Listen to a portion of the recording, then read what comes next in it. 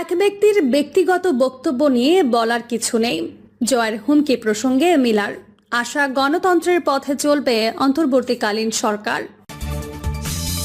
জানাবো দ্য উইকের বিশ্লেষণ।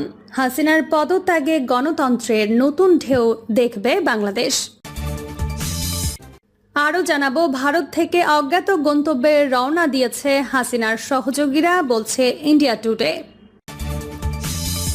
এবং সর্বশেষ জানাবো, কোটা আন্দোলন যে সরকার উৎখাতের দিকে গড়াবে আমরা ভাবিনি, বললেন শেখ হাসিনার ছেলে জয়।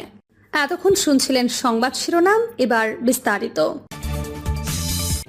এক ব্যক্তির ব্যক্তিগত বক্তব্য নিয়ে বলার কিছু নেই, জয়ের হুমকি প্রসঙ্গে মিলার আশা, গণতন্ত্রের পথে চলবে অন্তর্বর্তীকালীন সরকার। একজন ব্যক্তির ব্যক্তিগত বক্তব্য নিয়ে আমার কিছু বলার নেই। আমি ইতিমধ্যে বাংলাদেশে অন্তর্বর্তীকালীন সরকারের সমর্থনে যুক্তরাষ্ট্রে অবস্থান ব্যক্ত করেছি, এমন মন্তব্য করেছেন স্টেট ডিপার্টমেন্টের মুখপাত্র ম্যাথিউ মিলার। স্টেট ডিপার্টমেন্টের নিয়মিত ব্রিফিংয়ে এর সদ্য পলাতক বাংলাদেশের প্রধানমন্ত্রী শেখ হাসিনার যুক্তরাষ্ট্রে অবস্থানরত ছেলে সজীব ওয়াজেদ জয়ের কড়া মন্তব্য প্রসঙ্গে জানতে চাইলে এভাবেই নিজেদের অবস্থান জানান দেন এই মুখপাত্র। ব্রিফিংয়ে state department correspondent Mushfiqul Fazal Ansari জানতে চান, সহকর্মী শনের প্রশ্নের পর আমার একটি প্রশ্ন, আপনি কি জানেন যে একনায়ক প্রধানমন্ত্রী হাসিনার ছেলে ভার্জিনিয়ায় থেকে নতুন সরকারকে হুমকি দিচ্ছেন এবং সহিংসতা উস্কে দিচ্ছেন? তিনি প্রাক্তন একনায়ক শেখ হাসিনার তথ্য ও যোগাযোগ প্রযুক্তি উপদেষ্টা ছিলেন, যিনি বাংলাদেশে ইন্টারনেট বন্ধ করেছিলেন। এই বিষয়ে আপনার মন্তব্য কি? জবাবে মিলার বলেন, একজন ব্যক্তির ব্যক্তিগত বক্তব্য সম্পর্কে আমার কিছু বলার নেই। আমি ইতিমধ্যে বাংলাদেশে অন্তর্বর্তীকালীন সরকারের নেয়া যে পদক্ষেপগুলি দেখতে চাই তা নিয়ে কথা বলেছি। নতুন সরকারের প্রতি যুক্তরাষ্ট্রের প্রত্যাশা সম্পর্কে জানতে চাইলে মুখপাত্র মিলার বলেন, যেমন আমি শনের প্রশ্নের উত্তরে বলেছি, আমরা দেখতে চাই যে অন্তর্বর্তীকালীন সরকার গণতান্ত্রিক নীতিমালা মেনে চলে এবং সিদ্ধান্ত গ্রহণ করছে। শন জানতে চান, বাংলাদেশের সাথে বা সেখানে অন্য কারোর সাথে কোনো যোগাযোগ রয়েছে কি? আপনি সামগ্রিকভাবে বাংলাদেশের স্থিতিশীলতাকে এই মুহূর্তে কিভাবে মূল্যায়ন করেছেন? জবাবে প্রধান মুখপাত্র বলেন, আজকের জন্য আমার কোনো যোগাযোগের তথ্য নেই। আমরা বাংলাদেশের পরিস্থিতি পর্যবেক্ষণ করে চলেছি এবং আমরা মোহাম্মদ ইউনূসকে অন্তর্বর্তীকালীন সরকারের প্রধান হিসেবে নিয়োগের বিষয়টি লক্ষ্য করেছি। আমরা মনে করি অন্তর্বর্তীকালীন সরকার বাংলাদেশের দীর্ঘমেয়াদী শান্তি এবং রাজনৈতিক স্থিতিশীলতা প্রতিষ্ঠায় গুরুত্বপূর্ণ ভূমিকা পালন করবে। এবং যেমনটি আপনি কাল সেক্রেটারির কাছ থেকে শুনেছেন যে অন্তর্বর্তীকালীন সরকারের সিদ্ধান্ত গ্রহণে যেন গণতান্ত্রিক নীতিমালা, আইনের শাসন এবং বাংলাদেশের জনগণের ইচ্ছাকে সম্মান জানানো হয়। শেখ হাসিনা এখন কোথায় আছেন? অপর এক সাংবাদিকের এমন প্রশ্নের উত্তরে মিলার বলেন, এই প্রশ্ন আমাদের জন্য নয়, এটা তাকে জিজ্ঞাসা করুন। দ্য উইকের বিশ্লেষণ। হাসিনার পদত্যাগে গণতন্ত্রের নতুন ঢেউ দেখবে বাংলাদেশ। ছাত্র জনতার ব্যাপক বিক্ষোভের মুখে বাংলাদেশের প্রধানমন্ত্রীর পদ থেকে ক্ষমতাচ্যুত শেখ হাসিনা হেলিকপ্টারে করে ভারতে আশ্রয় নিয়েছেন। তার দেশ ছেড়ে চলে যাওয়ার পর অন্তর্বর্তীকালীন সরকার প্রতিষ্ঠার ঘোষণা দেওয়া হয়েছে। আর এর মাধ্যমে গত এক দশকেরও বেশি সময়ের মধ্যে প্রথমবারের মতো নতুন একজন নেতা পেতে যাচ্ছেন বাংলাদেশ। বাংলাদেশ সেনাবাহিনীর প্রধান জেনারেল ওয়াকারুজ্জামান হাসিনার পদত্যাগের খবর নিশ্চিত করেন এবং পরে নোবেল পুরস্কার বিজয়ী মোহাম্মদ ইউনূসের নেতৃত্বে অন্তর্বর্তীকালীন সরকার গঠনের কথা ঘোষণা করেছেন। সরকারি চাকরিতে কোটা পদ্ধতির বিরুদ্ধে ক্ষোভের কারণে গত কয়েক সপ্তাহ ধরে চলা শিক্ষার্থীদের সরকার বিরোধী বিক্ষোভের পর শেষমেশ দিন দুয়েক আগে হাসিনা পদত্যাগ করেন। হাসিনা 2009 সাল থেকে বাংলাদেশ শাসন করেছিলেন এবং প্রায়শই তাকে স্বৈরাচারী হিসেবে বর্ণনা করা হতো। তার ক্ষমতায় থাকার সময়কালকে রাজনৈতিক বিরোধীদের গণগ্রেপ্তার এবং নিরাপত্তা বাহিনীর বিরুদ্ধে মানবাধিকার সম্পর্কিত নিষেধাজ্ঞা দ্বারা চিহ্নিত করা হয়েছিল বলে বার্তা সংস্থা এএফপি বলেছে। বিশ্বের সবচেয়ে দীর্ঘমেয়াদী নারী সরকার প্রধানকে ক্ষমতাচ্যুত করার এই ঘটনা বাংলাদেশের জন্য কতটা তাৎপর্যপূর্ণ তা নিয়েও আলোচনা হচ্ছে।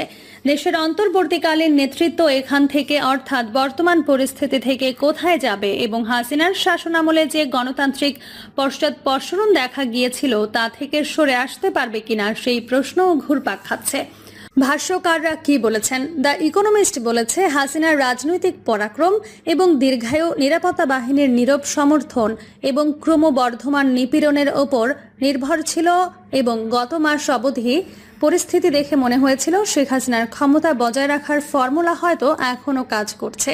কিন্তু ছাত্র জনতার বিক্ষোভ শুরু হলে হাসিনা তার ক্ষয়প্রাপ্ত শাসনকে রক্ষা করার জন্য বড় আকারের রক্তপাত ঘটানোর সম্ভাবনায় সম্মুখীন হন এবং শেষ পর্যন্ত তিনি তার নিজের অবস্থান ধরে রাখতে ব্যর্থ হন।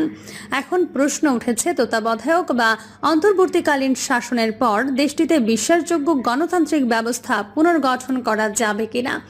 বলা হচ্ছে, ধর্মীয় সংঘর্ষ যে কোনো গণতান্ত্রিক উত্তরণকে বাধাগ্রস্ত করতে পারবে। সেন্টার ফর পলিসি ডায়ালগের অর্থনীতিবিদ দেবপ্রিয় ভট্টাচার্য বিবিসিকে বলেছেন, ভারত সম্পূর্ণরূপে শেখ হাসিনার সরকারকে সমর্থন করেছে বলে অনেকের মনে বিশ্বাস রয়েছে। প্রতিবাদকারীরা ভারত এবং বাংলাদেশের হিন্দু নাগরিকদের মধ্যে কোনো পার্থক্য করে না, যার ফলে ইতিমধ্যেই মন্দির এবং মানুষের ওপর হামলা হয়েছে। হাসিনাকে ক্ষমতাচ্যুত করার সাথে সাথে ক্ষমতার শূন্যতা দেখা দিয়েছে এবং আইন শৃঙ্খলা বাস্তবায়নের কেউ নেই। নতুন সরকারকে ধর্মীয় সংখ্যালঘুদের রক্ষা করতে হবে। বাংলাদেশের ভবিষ্যৎ কি তা স্পষ্ট নয়। দ্য নিউ ইয়র্ক টাইমস বলেছে, হাসিনার পতনের পর রাষ্ট্রপতিকে নতুন সরকার গঠন করতে বলেছে সেনাবাহিনী। বাংলাদেশের সেনাবাহিনীর অতীতে অভ্যুত্থান এবং পাল্টা অভ্যুত্থানের ইতিহাস রয়েছে, তবে সাম্প্রতিক বছরগুলোতে সামরিক বাহিনী সরকারি বিষয়ে খুব কমই প্রকাশ্য ভূমিকা রেখেছে।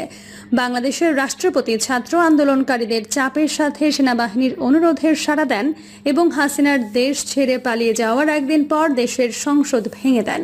এতে করে অদূর ভবিষ্যতে বাংলাদেশের নতুন জাতীয় নির্বাচন অনুষ্ঠিত হওয়ার পথ সুগম হয়। অতীতে ক্রমাগত হাসিনার ক্রোধের শিকার হয়েছিলেন অন্তর্বর্তী সরকারের প্রধান হিসেবে দায়িত্ব নিতে যাওয়া মোহাম্মদ ইউনুস।